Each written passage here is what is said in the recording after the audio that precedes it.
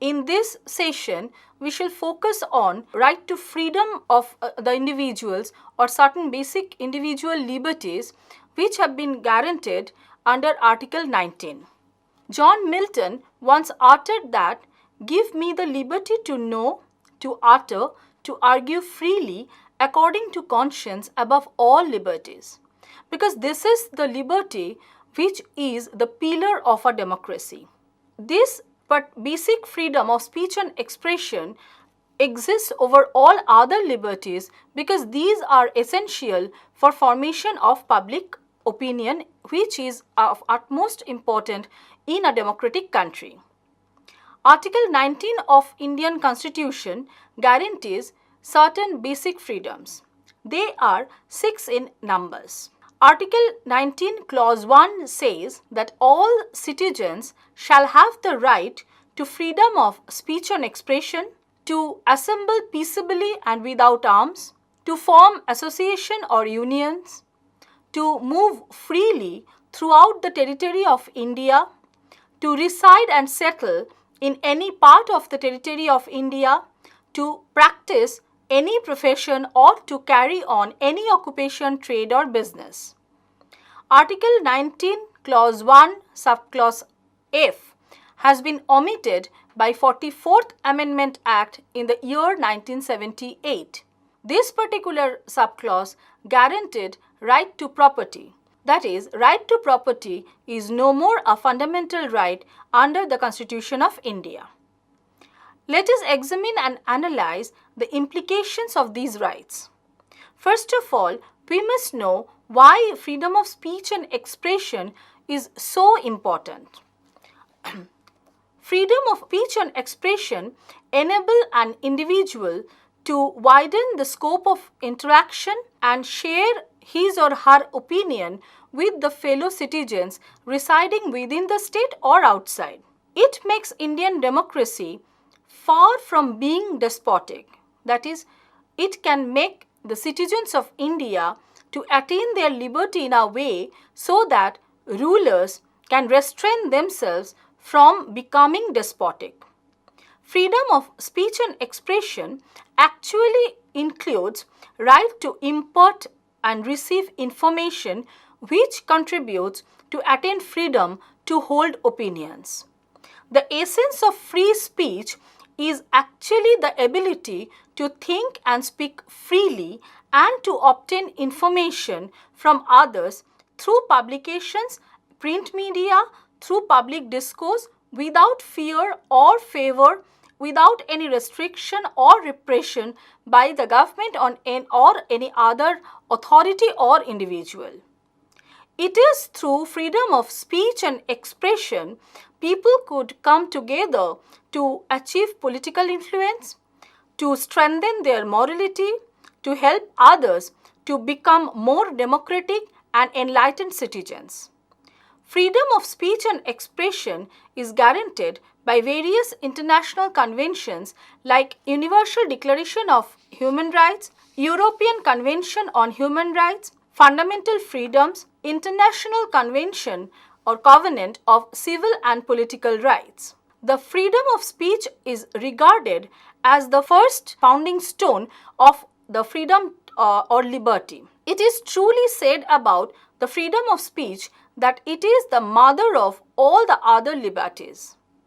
Freedom of speech and expression means the right to express one's own convictions and opinions freely by words of mouth, writings, printing, drawing, pictures, or any other mode. It is one of the basic freedom, most important fundamental liberties which can protect us against government suppression or state repression. As has already been mentioned that in Indian Constitution, the right to freedom of speech and expression is thus guaranteed by Article 19, Clause 1, Subclause A. In a landmark judgment in the case of Maneka Gandhi versus Union of India, the Supreme Court held that the freedom of speech and expression has no geographical limitation. It carries with it the right of a citizen to gather information and to exchange thoughts with others not only in India but also in abroad. Thus, in Uzair Hossain versus Union of India, AIR 2003 also, Supreme Court said that freedom of speech and expression includes right to educate and to be educated, right to inform and to be informed. So, this is the very important thing which stands in the basis of freedom of speech and expression. Now, this freedom of speech and expression does not explicitly say anything about freedom of press. But freedom of expression includes freedom of press. How? The phrase freedom of press, though has not been used in Article 19, it is covered under the freedom of expression. Freedom of press is necessary for formulation of public opinion in any democratic society. In a landmark judgment in Ramesh Thapar versus State of Madras 1950, Supreme Court held that freedom of speech and of the press laid at the foundation of all democratic organizations, for without free political discussion, no public education so essential for the proper functioning of the process of popular government is possible. So, the freedom of expression definitely includes freedom of press. It would be relevant here to refer to Dr. Ambedkar, who was the chairperson of the drafting committee of the Constituent Assembly, who said that the editors or managers of press are all citizens of the country. And when they choose to write anything in the newspaper, they are merely expressing their right of expression. He further said that press has no special right which were not to be given to an individual or a citizen. It is further strengthened by Freedom of Information Act 2002. This act provides all the citizens with the freedom to secure access to information under control of public authorities consistent with public interest in order to promote openness, transparency and accountability in administration. As per the amendment in 2005, the law, however, does not allow dissemination or disclosure of any information that affects national security, defense, or any other matter which are deemed to be of national interest. However, freedom of speech and expression is not absolute. They have their own limitations, which are being termed as reasonable restrictions by the Constitution of India. As of now, there are 8 restrictions on freedom of speech and expression. Clause 2 of Article 19 of the Indian Constitution enables the legislature to impose certain restrictions on free speech under following heads. 1. Security of the state. 2. Friendly relations with foreign states. 3. Public order. 4. Decency and morality. 5. Contempt of court. 6. Defamation. 7. Incitement to an offense. 8. Sovereignty and integrity of India. Thus, under Indian law, the freedom of the press do not confer any absolute right to the media. It is similarly subject to certain restrictions. These restrictions are to be reasonably applied in the for security and integrity of nation, for public order, for general health, and certain decency and certain norms of decency and morality. In Bijoy Emmanuel versus State of Kerala 1986 case, the Supreme Court has said that reasonable restrictions on these grounds can be imposed only by a duly enacted law, not by any executive action or executive discretion. As I have already mentioned, there are certain restrictions, that is 8 basic restrictions. There are certain other things which restricts Indian citizens from their full and free enjoyment of this right. Government would be entitled to withhold information related to international investigation, national security and public safety, investigation, detection and prevention of crime, internal deliberation of the government, information received in confidence from a source outside the government. Since the Mumbai bombings of 2008, the Indian authorities have stepped up internet surveillance, and it has increased pressure on technical service providers. Nowadays, in India, internet censorship is selectively practiced by both federal and state governments. There is no sustained government policy or strategy to block access to internet content on a larger scale, but measures are taken for removing content that is obscene or objectionable or that endangers public order or national security.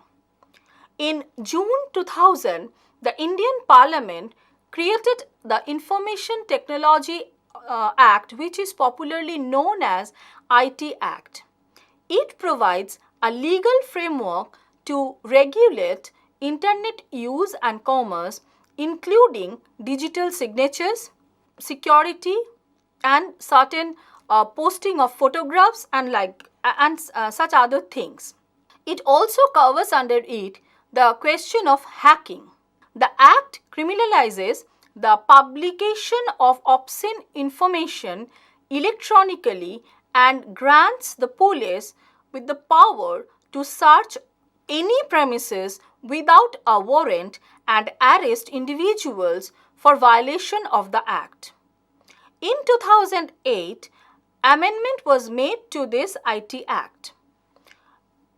Now this Act, as amended in 2008, reinforces the government's power to block internet sites, content and criminalize sending messages deemed inflammatory or offensive. In 2011, OpenNet initiative classified India as engaged in selective internet filtering in the political, conflict, security, social and internet tool areas.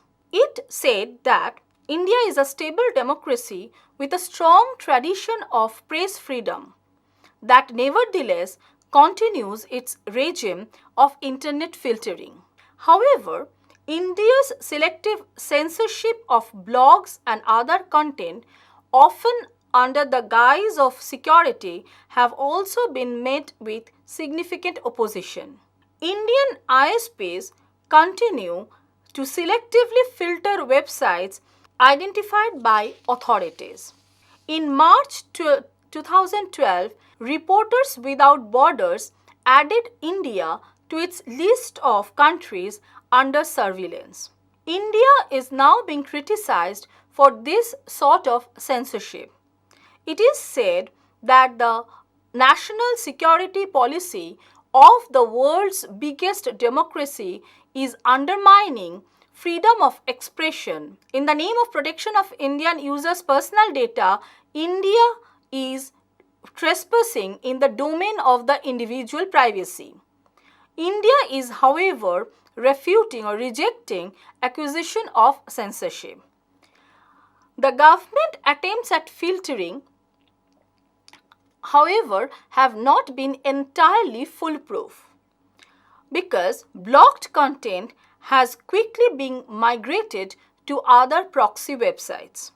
Article 19 Clause 1 Subclause B guarantees right to assemble peaceably without arms. It is a very significant right because it provides democratic space for interpersonal interaction. The Constitution guarantees the right to hold meetings and take out processions. The processions and meetings should be, however, unarmed and peaceful. International Covenant on Civil and Political Rights give recognition to this right to peaceful assembly. This right may be restricted in the interest of public order or sovereignty and integrity of India. Again, reasonable restrictions on these rights may be exercised under Article 19, Clause 3. As per Article 19, Clause 3, the state can make any law imposing restrictions in the interest of sovereignty and integrity of India. The article has also been interpreted and reviewed by the Supreme Court many a times. Section 144 of the subsection 6 of Code of Criminal Procedure can be imposed by the government in certain cases. It enables the government to prohibit the assembly of 5 or more people at a time. Section 129 of the Code of Criminal Procedure authorizes the police to disperse any unlawful assembly which may cause disturbance to public peace. But the government and its police must be continuously cautious against any excess in administrative behavior which may be fatal for democracy and no such decision should be taken out of any political ill will. Article 19, Clause 1, Subclause C. Right to form associations or unions. The Constitution declares that all the citizens will have the right to form associations and unions. It is the right which helps the process of democratic socialization to take full and final shape. It enhances the capability of citizens to take part in decision making. The right to freedom of association protects the right of all persons to group together voluntarily for a common goal and to form and join an association. The right to form and join trade unions is specifically protected in Article 8 of International Covenant on Economic, Social and Cultural Rights. This right is necessary in all democratic setup. This right is treated as the foundation stone for any democracy. This right is also not absolute. The state can impose reasonable restrictions on this basic freedom in the interest of national security or public safety, public order, the protection of public health, morals, or the protection of the rights and freedoms of others. Article 19, Clause 1, Subclause D. Freedom to move freely throughout the territory of India. It enables free flow of trade and commerce and intercourse within and across interstate borders. This right is also subject to reasonable restrictions.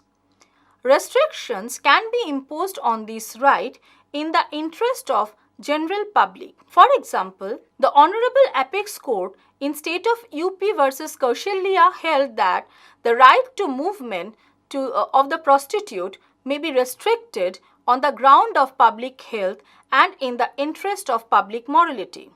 Article 19, Clause E of the Constitution gives freedom to reside and settle in any part of the territory of India. This article gives freedom to reside and settle. At the same time, it is under certain reasonable restrictions. Unless there is freedom of movement, we know there cannot be the right to freedom of reside and settle. But both rights are simultaneously restricted in certain cases. For example, so far as the Jammu and Kashmir is concerned, we cannot reside and settle in Jammu and Kashmir without the permission of the concerned government. This right can be restricted also in the interest of general public or for the protection of interest of any scheduled tribe. Article 19, Clause G.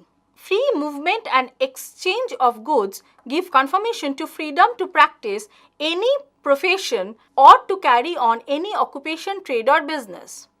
The state, however, may impose reasonable restrictions in the interest of general public, and state may not allow any individual to carry on any profession or occupation or trade or business which is dangerous or immoral. Further, for carrying on any profession or business or trade, certain qualifications may be held essential by the rules of the government. In a nutshell, let's reiterate the clauses of restrictions on these basic freedoms.